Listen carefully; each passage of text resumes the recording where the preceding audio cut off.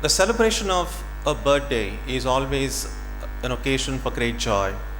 But this is not just a day to celebrate and to remember. There is a reason why we celebrate this day on a tithi, according to the lunar calendar. Because the tithi of a great soul's birth is very special. The day is special. And remembering Swamiji on this day is somehow more powerful, more memorable than on other days. It's a day when we not only honor Swamiji, but reflect on his life and teachings. The story of Swamiji's life is well known in our country, and his teachings too are available in many languages of the world. To understand Swamiji, we normally turn to his books in order to read his inspiring lectures and writings. But the teachings of great ones are only an expression of their own life, both inner and outer. Their lives, therefore, are best commentaries on their own teachings. If there's anything we are not able to understand in Swamiji's teachings, all that we need to do is to look at his life, and almost always we will find the explanation there. So reflecting on Swamiji's life is as much important as reading his lectures, and especially his early life. Swamiji, when he was a child, when he was a youth, there is a saying in the Marathi language, Balatse pai palnyat distat, which literally translated means the feet of a child are seen in the cradle. In other words, what we are going to be later on in life, oftentimes the seeds of our adult life can be found in the kind of traits, the characteristics that are seen in our younger age. Things actually don't look that remarkable when they are happening. It's only when we look back that their significance is revealed. And what significance we see depends on our interpretation, and the value on the interpretation depends on the clarity of our mind. The factual details of Swamiji's life are known to everyone, especially those who have read his life carefully. We know, for instance, that Swamiji was born on January 12th, the sacred day of Makar Sankranti, on a Monday, a few minutes before sunrise. We know also that he was born as a result of worship offered at the Vireshwar Shiva temple in Benares, and therefore he was named Vireshwar, also called Bile, when he was very young, and later came to be known as Narendranath, again literally translated meaning leader of people. An appropriate name, as we can see in retrospect, since he indeed became a true leader in the best sense of the term. Looking at his life, we see that he was not the first monk in his family. His grandfather, Durga Prasad, we read in his life, became a monk, and maybe something of those monastic traits ran through the family and were inherited by Narendranath. We also see that oftentimes we imbibe the characteristics of our parents, and we can see that in our own lives as well. In some form, often very subtle, sometimes not so subtle, the things that we do, the way we think, the way we relate with other people, the way we work, oftentimes we might be able to find seeds of that in what we have seen our father or mother doing it. And it wasn't very different in the case of Narendranath as well. His father, Vishwanath Datta, was proficient in learning, interested in music, and generous to a fault. All three of these characteristics we find in his son. It was said of Vishwanath Datta, extending charity to the poor and the distressed was like a disease with him. Vishwanath Datta used to say, "There is no need to worry about my sons. They will themselves make their own living. But these poor people have not the strength. That is why it is necessary to help them. Again, we see the kind of thinking his father had descended down into Narendranath later on. When as a young boy, Narendranath criticized his father for his extravagant charity to the undeserving, his father told him, "How can you understand the great misery of human life? When you realize it, you will sympathize with the poor creatures who try to forget their sorrow in the momentary oblivion obtained through intoxicants." This reminds us again, later on in life, his great compassion and love for the poor, the defeated, the weak. His well-known words, quoted by Swami Nityamuktanandaji earlier, I think would bear repeating again. "May I be born again and again and suffer thousands of miseries so that I may worship the only God that exists, the only God I believe in, the sum total of all souls, and above all, my God the wicked, my God the miserable, my God the poor of all races, of all species, is the special object of my worship." Now this is quoted very often, and we kind of understand why Swamiji would say, "My God the poor and the suffering." What I also find fascinating here, that he's not just referring to the poor and the suffering, but also "my God the wicked." In another one letter to Swami Akhandananda, Swamiji says, "Murkha devo bhava, daridra devo bhava."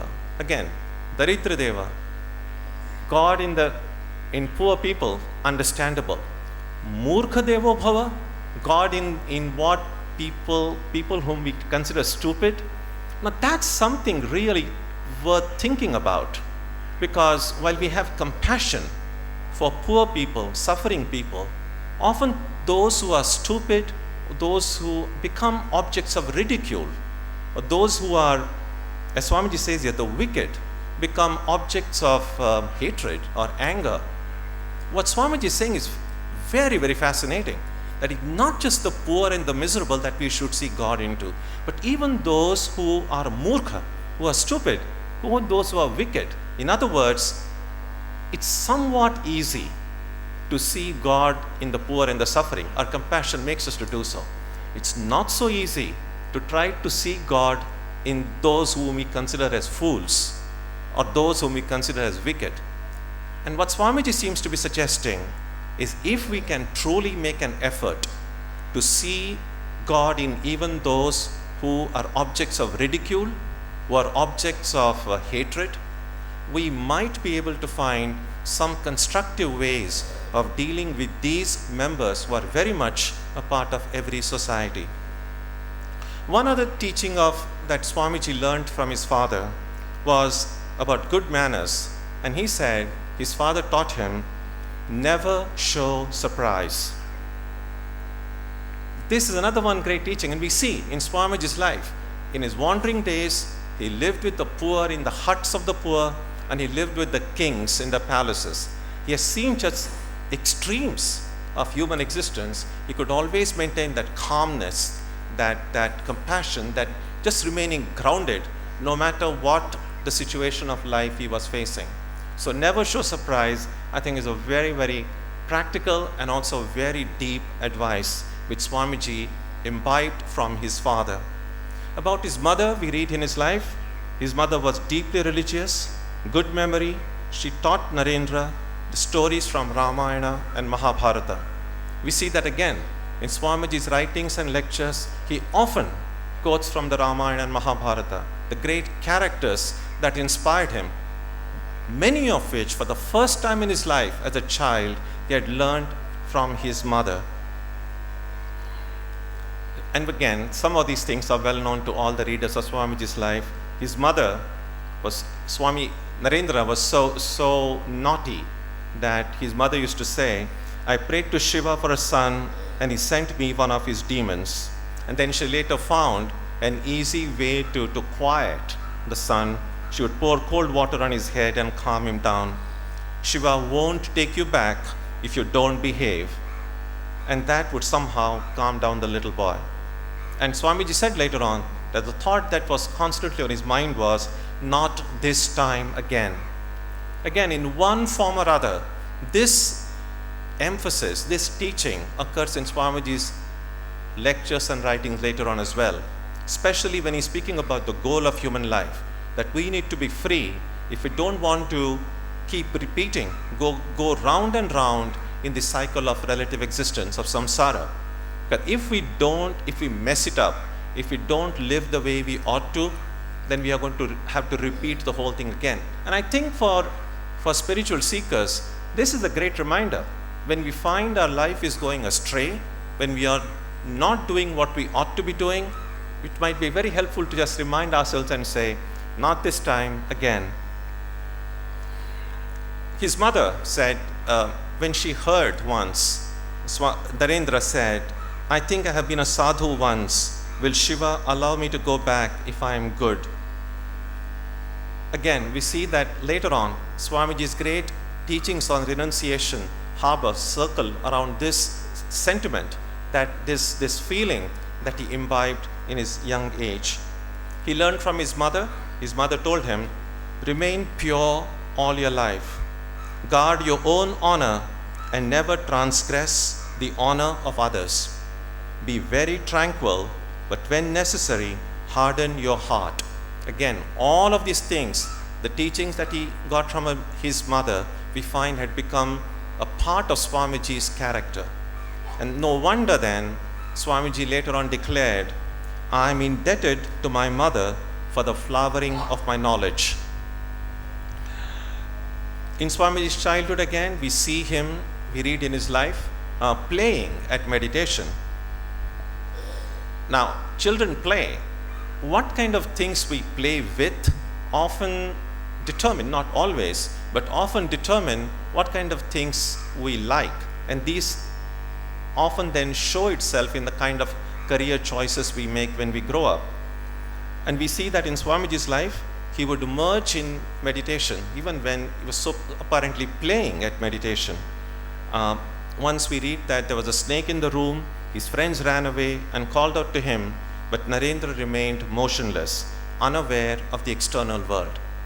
And we later on, when he grew up, of course, when he went to Sri Ramakrishna, Sri Ramakrishna said that he is adept at meditation right from his time he was born. And these are the kind of instances we read when it's easy to see how that adeptness of meditation was revealed in his life. He once asked his school friend whether he saw light between his eyebrows.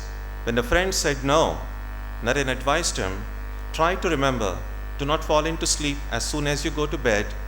Be on the alert for a while and you will see it. He thought it was something natural for everybody. Years later, when he went to Thakur, he was asked the same question, and only then Naren realized that it was something special. That's one interesting thing. People who are really special don't see themselves as special. So if anytime any of us think we are special, we can be very sure we are not special.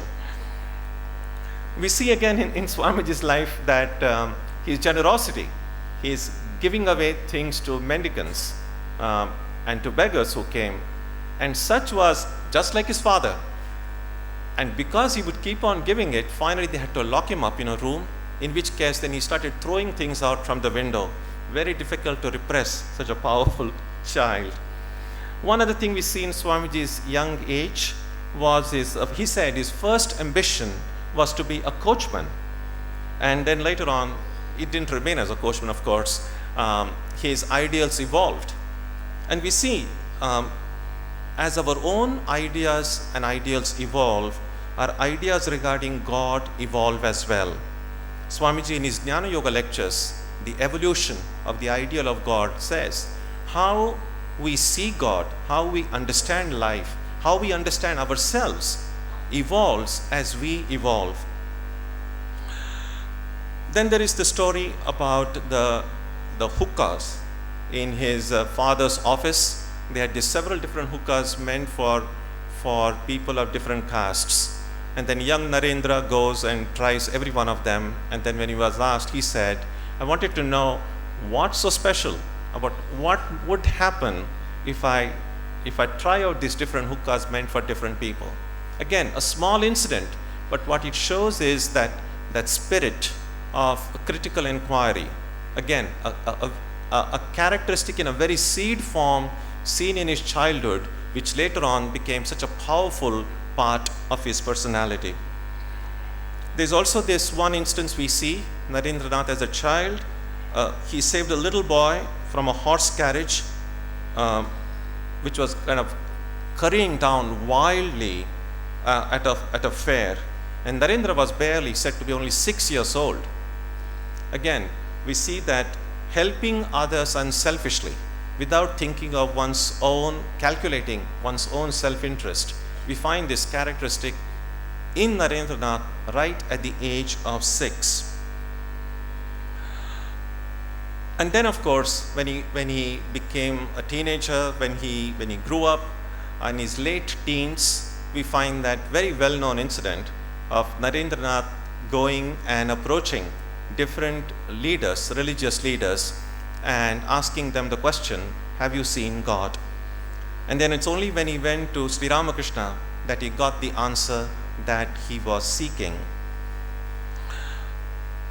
And that answer that he got from Sri Ramakrishna became the foundation, so to speak, of Swamiji's philosophy. Later on in his life, we see in his lectures, in his writings, in his conversations, how often he emphasizes the idea that religion is not just about believing in something, it's not just about having faith. One of the challenges is, of course, religions are often called as faiths, as if to say, and faith is often thought to be blind. Faith is thought to be something which can't be proved, something which has no grounding in logic or a rationality. What Swamiji showed was that yes, faith is important. Faith in God is important, but he also said, first have faith in yourself and then in God. Because if we don't have faith in ourselves, our faith in God is not of much value. So the idea that religion is primarily realization. Religion is not just about believing in something, but actually experiencing the truth. It's not about reading books. Books, there are plenty, but we can keep on reading books, we can keep on arguing all our lives, and yet we may not have developed spiritually at all. I remember an incident years ago when I was a novice at the Bombay Ashrama. One of my first duties was to take care of our book sales, our book showroom. And he was this one middle-aged man who would come every Sunday and buy a bunch of books. I saw him doing it for a few weeks, and then I gathered up, I was a very young brahmachari then, I gathered up enough courage then to ask that man, do you really read all these books? Because he's really taking quite a lot of books every Sunday. And then I asked him, do you really read them? And this man was very sincere. So he said, Maharaj, when I first started buying books, it was with the intention of reading them. Later on I found I'm just collecting books and not able to really read them. So I have decided in this life I'll only buy books. In next life I will read it. Now that doesn't help. So it's not about reading books. It's not even about attending lectures. All that we need is, again, I'm reminded of Swamiji's words. Take up one idea, make that one idea your life. Think of it, dream of it, live on that idea. And there's this one other quote of Swamiji, a favorite of mine. He says, live for an ideal, and that one ideal alone, let it be so grand, so great, that there may be nothing else left in the mind. No place for anything else, no time for anything else. How lucky, how fortunate we will be if we can have one such goal, one such ideal. And for a spiritual seeker, attaining God, seeing God, the kind of question that Narendranath asked every religious teacher, have you seen God? So for a spiritual seeker, what ideal, what goal could be higher than that I want to see God? So this idea that religion is primarily an experience. It's not about talking, it's not about reading, it's actually experiencing, seeing God in the heart. That idea, again, we see the kind of questions Swamiji asked as a young man and the kind of reflection and meditation that went within him flowered and became the cornerstone of his philosophy. Many such instances can be given, but I think what some of these instances that I have mentioned are enough to show that the influences that we accumulate as children, as youth, are consciously or unconsciously internalized within us, and they make us who we are. And so it's very important, even as we try to understand Swamiji, look at his youth and his childhood, that it's helpful for us to look at our youth and our childhood and see how what we are today is in a great measure the kind of influences that we have received right from the time we are born.